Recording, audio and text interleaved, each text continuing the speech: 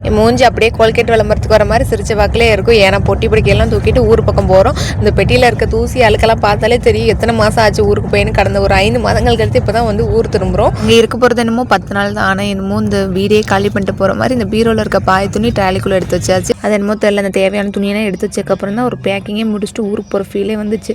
ஒரு வேலையை முடிச்சுட்டு ஒரு பெரிய வேலையை பண்ணுறதுக்கு முன்னாடி நடுவில் ஒரு டீயை குடிச்சிட்டு அடுத்து ஒரு வேலையை பண்ணுவோம்னு சொல்லிட்டு டீயெல்லாம் குடிச்சிட்டு ஒரு பெரிய வேலை அப்படின்னா இந்த டிஃபன் பாக்ஸ்க்கு எல்லாம் இந்த கட்டிச்சோறு கட்டி வைக்கிறது இதெல்லாம் கட்டி வச்சுட்டு நைட் சாப்பாடு வேறு ரெடி பண்ணணும். ஏன்னா நாங்கள் நைட்டு தான் கிளம்பணும் அப்படின்னால சாப்பிட்டு போகலான்னு தோசையும் இந்த தேங்காய் சட்னி வச்சுட்டு அந்த அவசரத்துலேயே நான் வந்து இந்த சட்டிச்சோறு தான் சாப்பிடு அப்படின்னு தக்காளி தொக்கு பண்ண சட்டியில் சோறை போட்டு சாப்பிட்டு இருந்தேன். ஆனால் சும்மா சொல்லக்கூடாதுன்னு சட்டிச்சோறு ரொம்ப சூப்பராக இருந்துச்சு.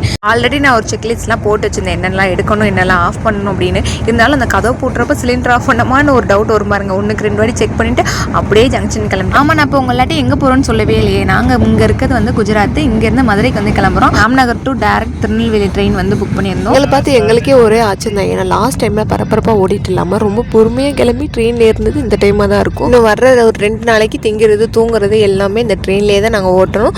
அதெல்லாம் எப்படின்னு அடுத்த வீட்டில் ஷேர் பண்ணுறேன். பாய்.